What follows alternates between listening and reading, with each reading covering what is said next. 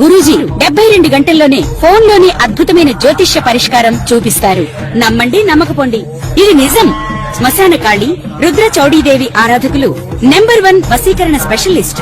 గురూజీ మనిషి పుట్టుక నుండి చనిపోయే వరకు వచ్చే అన్ని క్లిష్టమైన సమస్యలకు పరిష్కారం ఇక్కడ లభిస్తుంది. విద్య, ఉద్యోగం, వ్యవహారం, స్త్రీ ప్రేమ, పెళ్లి, సంతానం, స్త్రీ పురుష వశీకరణం, భూవశం, భార్యాభర్తల కలహాలు, కోర్టు సమస్యలు, విడాకుల సమస్యలు, చేతబడి, అప్పుల బాధ, ఇంకా మీకు ఎలాంటి సమస్యలు ఉన్నా 72 గంటల్లోనే శాశ్వత పరిష్కారం చేయబడును. జ్యోతిష శాస్త్ర ప్రకారం జాతకుడికి గోచారరీత్యా అయినా దశారూపంలో అయినా గ్రహాలు పెట్టే ఇబ్బందులు కష్టాల నుంచి ఎదుర్కోవాలంటే గురుబలం తప్పనిసరిగా ఉండవలసి ఉంటుంది. ఈ గురుబలం కొరకు మనం ఈ జూలై నెల అంటే ఆషాఢ మాసంలో జూలై 10వ తారీఖున గురు పౌర్ణిమ రావడం జరుగుతుంది. మరి ఆ కారణం వల్ల ఆ రోజు గురువుల్ని సత్కరించడం వల్ల మీకు గురుబలం పెరుగుతూ ఉంటుంది. అంటే మామూలుగా చేసే రోజుల్లో కన్నా కొన్ని ప్రత్యేక దినాల్లో కొన్ని ప్రత్యేక కార్యక్రమాలు చేయడం వల్ల ఆ బలం విశేషంగా 100 రెట్లు 1000 రెట్లు కూడా పెరుగుతూ ఉంటుంది. అందువల్ల ఏంటంటే మీరు ఈ గురు పౌర్ణమి రోజు ఎవరైతే మీకు విద్య నేర్పారు, గురువు మీ జీవనోపాధికి సహకరించే విధంగా విద్య నేర్పిన వాళ్ళు ఎవరైనా సరే వాళ్ళు మీ గురువుతో సమానం. అంటే గురువు ఎటువంటి వాడు అన్న విషయాన్ని చూడకుండా ఆ గురు పౌర్ణమి రోజు గురువు గారికి చక్కగా వీలైతే పాదాభివందనం చేయండి. దాంతోపాటుగా వారికి సాంప్రదాయమైనటువంటి వస్తువులు అంటే బట్టలు కానీ వారికి ఏదైతే వాళ్ళు ఇష్టపడుతూ ఉంటారో ఒక సీడ్సో ఫ్రూట్సో గురువుగారికి సత్కరించడం, గురువుగారి ఇంటికి వెళ్ళి ఏదైనా కొద్దిగా ఆ రోజు సేవ లాంటివి చేయడం వల్ల గురుబలం పెరుగుతూ ఉంటుంది. గురువుగారు లేరు, తండ్రి గారు, తాతగారు వాళ్ళకి చేయొచ్చు. లేని పక్షంలో అందరికీ గురువైనటువంటి సాయిబాబా వారు, రాఘవేంద్ర స్వామి వారు, దత్తాత్రేయుల వారి ఆలయం దర్శించి విధి విధానంగా ఆ రోజు స్వామివారిని అర్చించడం, ఈ విధంగా గురు పౌర్ణిమ చేసుకోవడం వల్ల గురుబలం పెరుగుతుంది. గురుబలంతో మీకు అటు సంస్కారం, అటు ఆరోగ్యం, ఐశ్వర్యం లభిస్తుంది. అలాగే జాతకుడు జీవితంలో సుఖపడాలన్నా, స్త్రీలకు సౌభాగ్యం కలగాలన్నా శుక్రగ్రహం తప్పనిసరిగా జాతకంలో బలంగా ఉండాలి. అటువంటి శుక్రుని యొక్క అనుగ్రహం కోసం ఇదే జూలై నెల 25వ తారీఖు నుంచి శ్రావణ మాసం ప్రారంభమవుతుంది. ప్రారంభమే మనకి శుక్రవారంతో, శ్రావణ శుక్రవారంతో ప్రారంభమవుతుంది. కాబట్టి అది కేవలం ఈ శ్రావణ మాసం, శ్రావణ శుక్రవారం స్త్రీలకే కాకుండా మగవారు కూడా కంపల్సరీగా చేసుకోవలసి ఉంటుంది. ఆ రోజు కంపల్సరీగా ప్రతి శ్రావణ మాసంలో వచ్చే ప్రతి శుక్రవారం విధి విధానంగా నియమంగా ఉంటూ లక్ష్మీ అమ్మవారి ఆలయంలో అమ్మవారికి సౌభాగ్య వస్తువులు పెడుతూ సాధ్యమైనంత వరకు స్త్రీలకి, అంటే మీరు ఎవరైనా సరే స్త్రీలకి పేరంటం రూపంలో వాళ్ళకి తాంబూలం, దక్షిణ, వస్త్రాలు మీకు ఏది సమకూర్తే అది సమకూర్చడం. ముఖ్యంగా ఈ శ్రావణ మాసంలో అక్క చెల్లెలకు, తల్లిగారికి, అత్తగారికి, అంటే ఎవరైతే మీ రక్త సంబంధిక బంధువులు ఉన్నారో మీ శక్తి కొలది వారిని సత్కరించడం వల్ల, వారి ఆశీస్సులు పొందడం వల్ల వివాహపరమైన సమస్యలు సాల్వ్ అవుతాయి, మాంగళ్య బలం పెరుగుతూ ఉంటుంది, ఆర్థిక పరంగా అనుకూలంగా ఉంటుంది. అంటే ఒకే నెలలో అటు శుక్రబలం పెంచుకోవడానికి, అటు గురుబలం పెంచుకోవడానికి అవకాశం రావడం జరిగింది. ఈ రెండు మనకి శుక్రబలం, గురుబలం పెరిగితే సమస్త గ్రహాలు కూడా అనుకూలంగా ఉంటాయి. కాబట్టి ఖచ్చితంగా శ్రావణ మాసం అంతా కూడా అమ్మవారికి ఇష్టంగా ఉంటుంది. కాబట్టి ఏదో ఒక అమ్మవారి ఆలయ దర్శించడం. ఇప్పుడు ఆషాఢ మాసం అంతా కూడా అమ్మవార్లకి, శ్రావణ మాసం అంతా కూడా లక్ష్మీ అమ్మవారి, విష్ణుమూర్తి దర్శించడం. ఈ విధంగా ఏ నెలలో ఆ దైవాన్ని పూజించుకోవడం వల్ల గ్రహాలు మనకి శాంతించి మనకు అనుకూలంగా మారుతూ మనలో కూడా ఒక శక్తి ప్రవేశించి విజయ అవకాశాలు రావడం జరుగుతూ ఉంటుంది. స్వస్తి. శ్రీమాత్రే నమ. జయ గురు దత్తాత్రేయ నమ. ఈ వీడియోలో మనం మిథున రాశి వారికి 2025 జూలై నెల మాస ఫలితాలు తెలుసుకుందాం.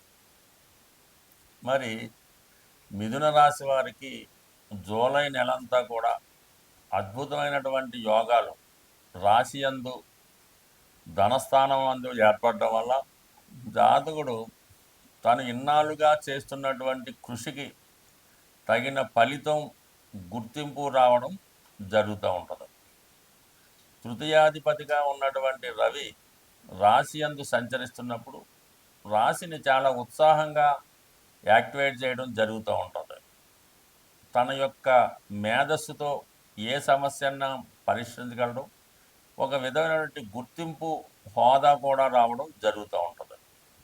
అయితే అక్కడ గురువు కూడా ఉండడం వల్ల, గురువుతో పాటు రవి కలగడం వల్ల గురువు ఏ ఏ కారకత్వాలు వహిస్తాడు, ఏ ఏ రాసులకి రిప్రజెంట్ చేస్తాడు, ఇవన్నీ కూడా రవి గురువుల కలయికతో ఆ భావాలు అభివృద్ధి చెందడం జరుగుతూ ఉంటుంది.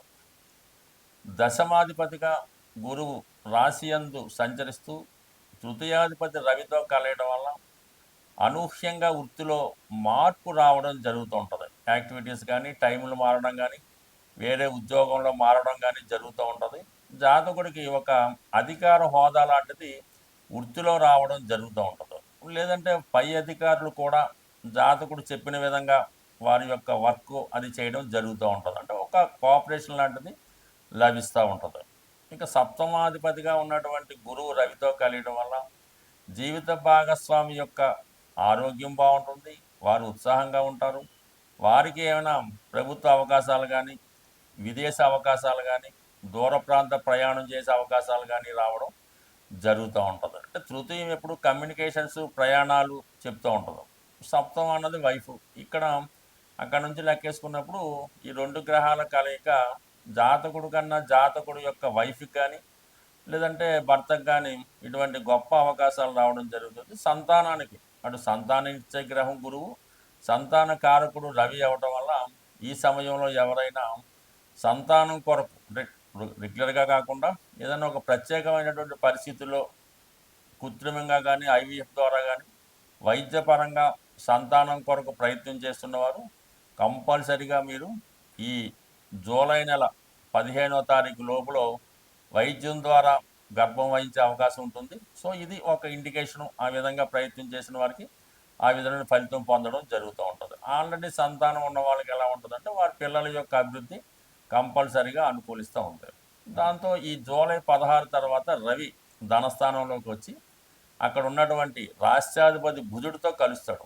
దాంతో ఒక నిపుణ యోగం ఏర్పడుతుంది, ఒక బుధాదిత్య యోగం ఏర్పడుతుంది. అంటే ఎప్పుడైతే కుటుంబ స్థానంలో ఈ యోగం ఏర్పడిందో దీనివల్ల కుటుంబ సభ్యులు బాగా లాభపడటం జరుగుతూ ఉంటుంది.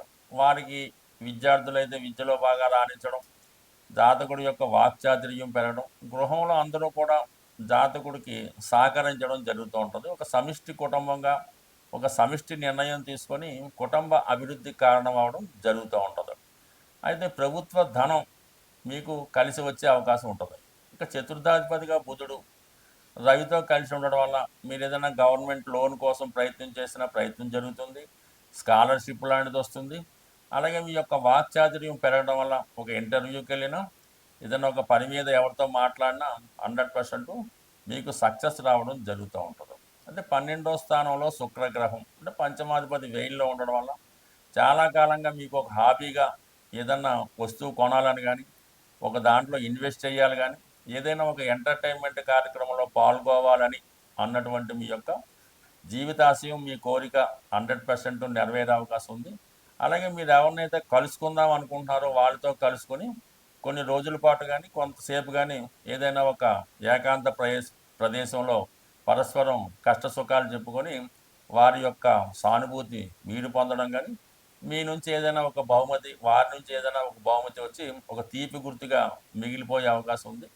అదే మామూలుగా కొంతమంది ఏదైనా దగ్గరలో ఉన్నటువంటి విహారయాత్ర కానీ, వినోదయాత్ర కానీ వెళ్ళటం జరుగుతూ ఉంటుంది. మామూలుగా రొటీన్గా ఇంట్లో కాకుండా ఏదైనా రెస్టారెంట్లోనో ఏదైనా కాస్ట్లీ ప్రదేశంలో ఈ భోజనం చేయడం, 1-2 రోజులు అందులో స్టే చేయడం జరుగుతుంటుంది. ఏదైనా ఒక విహారయాత్ర, ఒక వినోదయాత్రకి వెళ్తారు. అక్కడ కామన్గా మీరు ఎవరినైతే కలుద్దాం అనుకుంటారో వాళ్ళని కలుసుకొని వారి నుంచి కొంత ఫ్రెండ్షిప్, సానుభూతితో పొందే అవకాశం ఉంటుంది. మొత్తం మీద ఈ గ్రహాలన్నీ కూడా అనుకూలంగా ఉన్నాయి. 3వ స్థానంలో ఉన్నటువంటి కుజకేతువులు మీ యొక్క నిర్ణయాల్లో, మీ యొక్క పనుల్లో వేగం పెరుగుతూ ఉంటుంది. భూమి, స్థిరాస్తి, గృహం కొనాలని మీ యొక్క ఆశయం నెరవేరుతుంటుంది. అలాగే ఈ కన్స్ట్రక్షన్ కానీ రియల్ ఎస్టేట్ కానీ ఈ కుజుడికి సంబంధించినటువంటి దేంట్లో అయినా మీ యొక్క పనిలో వేగం పెరుగుతూ ఉంటుంది. అలాగే ఒక క్రీడాకారులకు కానీ పోలీస్ డిపార్ట్మెంట్ వారికి కానీ పోటీతో కూడుకున్నటువంటిది కాంపిటీషన్తో కూడుకున్న దేంట్లో అయినా సరే మీరు కంపల్సరీగా విజయం సాధిస్తారు. అయితే ఏదన్నా ఈ కుజకేతువులు 3వ స్థానంలో ఉన్నప్పుడు అనుకోని విధంగా కొన్ని ప్రమాదాలు కూడా జరిగే అవకాశం ఉంటుంది కాబట్టి వేగంగా వాహనాలు నడిపేవారు, ఈ వాహనాలకు సంబంధించిన పోటీలో పాల్గొనేవారు, ప్రమాదకరమైన వృత్తుల్లో ఉన్నవాళ్ళు చాలా జాగ్రత్తగా ఉండవలసి ఉంటుంది. సాధారణంగా అగ్ని ప్రమాదాలు లాంటివి కూడా జరగవచ్చు, వాహన ప్రమాదాలు కూడా జరగవచ్చు కాబట్టి ఈ విషయంలో జాగ్రత్తగా ఉండడం మంచిది. అయితే రాశి యందు గురువు ఉన్నాడు కాబట్టి రక్షిస్తూ ఉంటాడు. బట్ ఏదైనా జాగ్రత్త కూడా అవసరం కాబట్టి ఈ విషయంలో కంపల్సరీగా జాగ్రత్త తీసుకోవాల్సిందిగా ఉంటుంది. ముఖ్యంగా దశమంలో సాటర్ను వృత్తిలో మీరు ఎంత కష్టపడ్డా కూడా ఇంకా ఓవర్ బర్డెన్ అవుతూ ఉంటుంది. కొన్ని సందర్భాల్లో అదనంగా ఇతరుల వర్క్ కూడా మీరు చేయవలసి ఉంటుంది. అయితే దాని యొక్క ఫలితం ఫ్యూచర్లో మీరు కంపల్సరీగా పొందుతారు. రాహు 9వ స్థానంలో ఉన్నప్పుడు కొన్ని మన సాంప్రదాయాలకు విరుద్ధంగా, చట్టానికి విరుద్ధంగా కొన్ని నిర్ణయాలు తీసుకోవడం జరుగుతూ ఉంటుంది. అంటే ఈ సమయంలో మీరు ఏదైనా ఇంటర్ కాస్ట్ మ్యారేజ్కి కానీ, అంటే వేరే కమ్యూనిటీ సంబంధించిన ఫంక్షన్లో పాల్గొనడం కానీ ఈ విధంగా జరుగుతుంటుంది. దైనందినంగా మనం చేయవలసిన కొన్ని పండగలు, కార్యక్రమాలు లాంటివి ఏమైనా ఉంటే అవి చాలా వరకు నెగ్లెక్ట్ చేసి దాని నుంచి తప్పించుకునే ప్రయత్నం కూడా చేయడం జరుగుతూ ఉంటుంది. బట్ ఏదైనప్పటికీ కూడా ఈ మిథున రాశి వారికి ఈ నెలంతా కూడా మొదటి 15 రోజులు వ్యక్తిగతంగా చాలా అనుకూలంగా ఉంది. దాని తర్వాత 15 రోజులు కూడా కుటుంబ విషయాల్లో చాలా హ్యాపీగా ఉంది. ఏదైనా అటు ధనయోగాలు, దానికి సంబంధించినటువంటి ఆనంద యోగాలు జాతకుడికి ఏర్పడడం వల్ల ఇంచుమించుగా ఈ నెలంతా జాతకుడికి మంచి సక్సెస్ రేటు కా ఎల్లవేళ హ్యాపీగా ఉంటుంది. గురువు ఎప్పుడైనా రాశిలో సంచరించినప్పుడు జాతకుడికి దైవ బలం చాలా ఎక్కువగా ఉంటుంది. ఆ దైవ బలంతో రవి ద్వారా అదృష్టం కలిసి రావడం వల్ల చేపట్టిన కార్యక్రమాల్లో విజయం రావడం జరుగుతూ ఉంటుంది.